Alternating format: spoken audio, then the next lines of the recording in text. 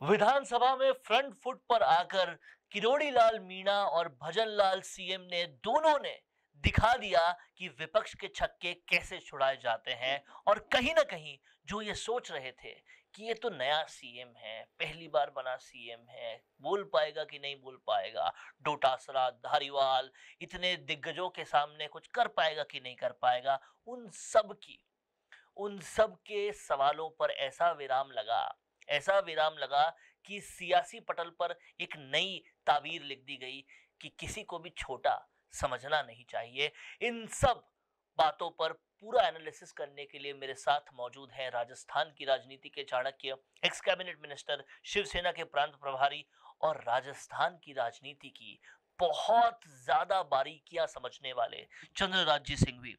Sir, ये विधानसभा सत्र बहुत अनोखा रहा क्योंकि इसमें अनुभवी लोग कम थे, लेकिन जो ये सोचते थे कि ये सत्ता के अनुभवी नहीं है, संगठन में काम किया होगा, उन सबको कई सारी बातें सीखने को मिली। और ये बातें सिखाने में कहीं ना कहीं मोदी जी का जो ये एक्सपेरिमेंट है कि नयों को लाओ, वो पूरी तरह से कामयाब होता दिखा। इस पर आप क्या कहेंगे? इस पर कहने को बचा क्या, ये बताओ। एक काम मेरे जिम्मे जरूर आ गया है।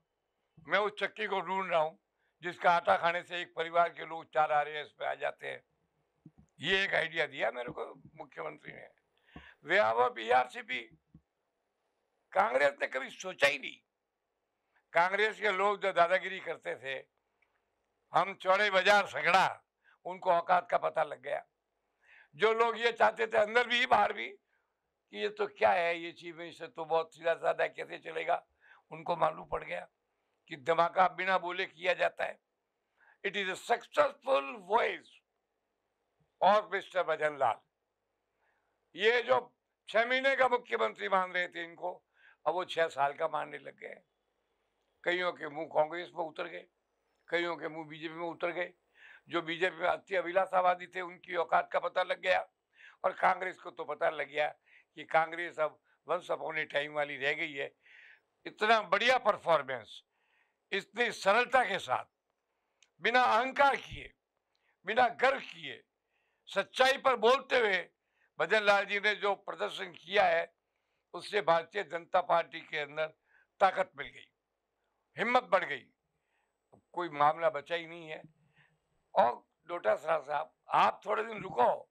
भजन लाल जी ने क्लियर कहा है कि पेपर लीक के मामले की जांच होगी, अपराधियों को सजा मिलेगी, और वाटर वाले मामले के अंदर पुराने मंत्री की जांच होगी, वहां भी सजा मिलेगी। राडिया एंड कंपनी के कारनामे भी खोले जाएंगे। गाद की आड़ में बजरी का धंधा हुआ, उसकी भी जांच होगी।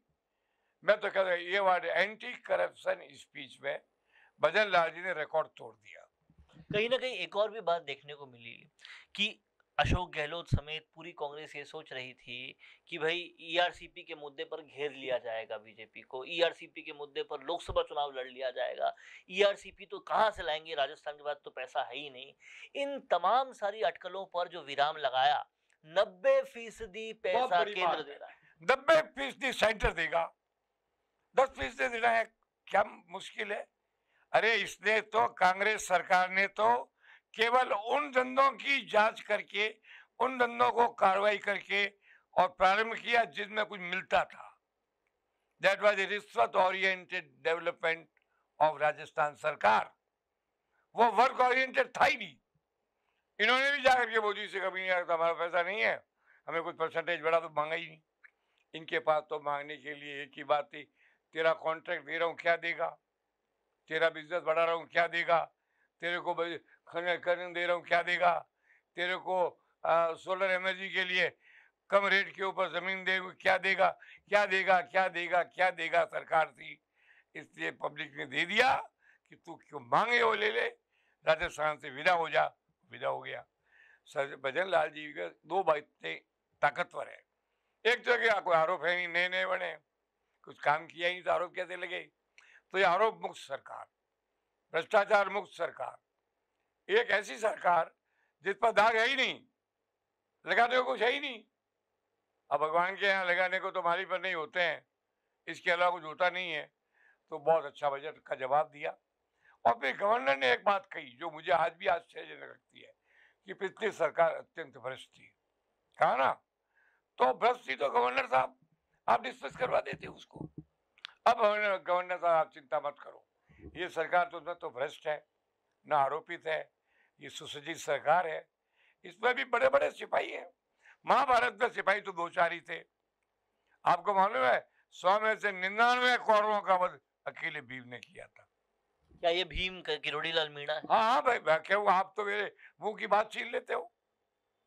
ये तो है ही, किरोड़ी लाल मीणा महाभारत के पांडवों का भीम है। सावधान कांग्रेसियों, सावधान, उसके हाथ में भ्रष्टाचार विरोधी गदा है, एक भी नहीं बचोगे, जाने ही पड़ेगा। और उनके पास में एक वरदान है कृष्ण भगवान का, वो सुदर्शन चक्र के रूप में ईडी और गदा बहुत है। इस सरकार को पुरानी सरकार के पापों की सजा दिलाने में सफलता मिलेगी, ये मैं दावे से कहता हूँ। एक और भी बात इस पूरे विधानसभा सत्र में नोटिस करने वाली थी कि जहां एक तरफ पिछली गहलोत सरकार ने जब इलेक्शन आने वाले थे, 5 साल पूरे होने वाले थे, तब घोषणाओं का पिटारा निकाला था। इससे साफ पता पड़ता था कि इलेक्शन जीतने के लिए रेवड़ियां बांट रहे हैं। वहीं दूसरी तरफ इस सरकार ने अभी आए हुए कुछ ही टाइम हुआ, ईआरसीपी तो कर ही दिया और घोषणाएं भी कर दी, जैसे किसानों की जो निधि थी वो 6,000 से बढ़ाकर अब टोटल 12,000 करेंगे, पहली किस्त में 8,000 रुपए कर देंगे उसको। इस तरह की और कई घोषणाएं की। तो इससे घोषणाएं, सारी घोषणाएं पॉजिटिव। उस सरकार की घोषणाएं होती नहीं थी, वहां तो पासा फेंका जाता था, कोई फंस जाए कुछ दे जाए, तो फंस जाए दे जाए वाली सरकार का काम करने वाली सरकार से तो आप तुलना कर ही नहीं सकते। तो पब्लिक नरेटिव क्या बन रहा है सर? क्योंकि सरकार आते ही राम मंदिर हो जाता है, ईआरसीपी आ जाता है, योजनाएं आ जाती है। ये भी कहीं नहीं लगता कि भाई ये इलेक्शन जीतने के लिए कर रहे हैं, क्योंकि इलेक्शन तो जीत चुके हैं, अब नए नए हैं तो भी इतनी सारी घोषणाएं कर रहे हैं। तो क्या नरेटिव बन रहा है? नैरेटिव बन चुका है। 350 से 450 के बीच एनडीए की सीटें आएगी। ठीक है, इसको ले लिया है, जदयू वाले नीतीश को नहीं भी लेते तो रिजल्ट यही रहने वाला था, 5-10 सीट का फर्क पड़ जाता।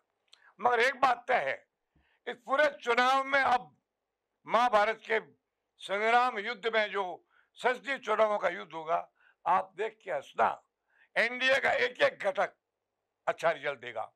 शिवसेना शिंदे बहुत बढ़िया रिजल्ट देगी। लोगों ने कहा आपके उम्मीदवार होने से क्या होता है? उम्मीदवारों को जिताना भी उम्मीदवार लड़ाने के बराबर है। मैं एकनाथ शिंदे जी से कह के आया हूँ कि खाली राजस्थान से थोड़ी काम चलेगा। शिवसेना प्रचार के लिए राजस्थान, गुजरात, मध्य प्रदेश, यूपी सब जगह जाएगी। हम अगर 1% वोट भी बढ़ाते हैं तो हमारा कर्तव्य पूरा होगा। और चूंकि हमारा भी नेता राष्ट्रीय स्तर पर प्रधानमंत्री का दावेदार एकमात्र नरेंद्र मोदी है, झगड़ा ही नहीं। उनके यहाँ तो 56 भोग थे, हर आदमी मुंह धो के आ जाता था। मतलब अनुमान तो एक ही होता है, बंदर तो बहुत होते हैं, वो स्थिति थी। तो अब तय है कि बड़ी ताकत के साथ, अरे इन बेवकूफों में इतनी अकल नहीं कि जब राम मंदिर का न्योता मिलाया था तो भगवान श्री राम को तो जाकर के प्रसाद चढ़ा ही सकते थे। इनके भाग्य ही खराब है, कांग्रेस के दिन ही खराब आ गए। कांग्रेस का इतिहास खत्म हो गया, 2035 तक कांग्रेस का नाम नहीं रहेगा। मेरी भविष्यवाणी कभी गलत हुई नहीं है, आज भी नहीं होगी। 2024 में कांग्रेस की जब संख्या आएगी तो आप हंसोगे। ये कांग्रेस पंजाब में तो आप पार्टी से पिटेगी, दिल्ली में आप पार्टी से पिटेगी। भाजपा का पीटना जरूरी नहीं है, उनको तो 275 में सरकार मिलती है, 300 से बहुत आगे है। और मैं आपसे कहता हूँ, हमको भी भारतीय जनता पार्टी के उम्मीदवारों की मदद करने में आनंद का अनुभव होगा, कि हम भी भारतीय जनता पार्टी की तरह उस पार्टी के मेंबर हैं जो देशभक्ति, सनातन, भारतीयता, सेना का सम्मान, तिरंगे का सम्मान और देश के तिरंगे की आम बढ़ाने आगे रहती है। हम भारत साहब ठाकरे के सिद्धांतों को लेकर के इस पार्टी का एनडीए के अंदर हम गए हैं। हम अपने आप को एनडीए मानते हैं। कोई आदमी कहे भाजपा चुनाव लड़ रही है, लड़ती होगी, हमें पूछा जाए उसका एनडीए चुनाव लड़ रही है, जिसका मुख्य घटक और प्रधानमंत्री का दावा नरेंद्र मोदी और भारतीय जनता पार्टी है। हमें ये कहने में कोई शर्म नहीं है। लेकिन अगर भाजपा को शर्म आती है, वो ये कहने में हिचकता है कि हमको एनडीए में कोई घटक मदद नहीं करता है, तो ये भूल है। मेरा ख्याल है समय आते आते भूल सुधर जाएगी। तो कहीं ना कहीं चंद्रराज सिंघवी ने हर एक मुद्दे पर पूरा पक्ष रखा और साफ तौर पे कहा कि भजनलाल सरकार उम्मीद से कई ज्यादा बढ़कर काम कर रही है और इस वजह से लोकसभा चुनाव जो आने वाले हैं उसमें काफी ज्यादा बीजेपी को मदद मिलेगी और फर्क पड़ेगा और कहीं ना कहीं एनडीए को लगातार पावर देने में एकनाथ शिंदे की शिवसेना भी पूरी आगे रही है। कैमरा पर्सन चेतन के साथ वरुण बंसाली, राजस्थान संवाद। अब आपको मिल सकती है लाइव चैनल में काम करते हुए पत्रकारिता की डिग्री। यूजीसी अप्रूव्ड यूनिवर्सिटी से मिलने वाली इस डिग्री के साथ आपको मिलेगा लाइव चैनल पर रिपोर्टिंग, एंकरिंग और प्रोडक्शन का काम करने का मौका। काम करने के साथ सीखना और 70% प्रैक्टिकल और 30% थ्योरी के पैटर्न से सिखाते हुए आपको एक पूरा कोर्स करवाया जाएगा। यही नहीं, यहाँ आपको इंडस्ट्री के हिसाब से ट्रेन करने के लिए आज तक जी न्यूज और कई चैनलों में काम करने वाले लोग लेक्चर्स देंगे। साथ ही परमानेंट फैकल्टीज भी इन चैनल्स और अखबारों में लंबा एक्सपीरियंस ले चुके लोग भी होंगे। इसके साथ ही टीवी, न्यूज़पेपर जैसे ट्रेडिशनल मीडिया की लाइव प्रैक्टिकल ट्रेनिंग के अलावा आपको यहाँ पर डिजिटल मीडिया और डिजिटल मार्केटिंग भी इंडस्ट्री नीड्स के हिसाब से सिखाई जाएगी। तो केवल रटना लिखना नहीं, बल्कि इंडस्ट्री जैसा टैलेंट चाहती है उसकी प्रैक्टिकल एजुकेशन के साथ कीजिए मास कम्युनिकेशन और जर्नलिस्ट या मल्टीमीडिया एंड एनिमेशन की BVOC डिग्री। और प्लेसमेंट असिस्टेंट से लेकर ट्रेडिशनल और डिजिटल मीडिया की सारी इंडस्ट्री ट्रेनिंग विद इंटर्नशिप आपको मिलेगी मिशिगा इंस्टीट्यूट ऑफ मीडिया स्टडीज में।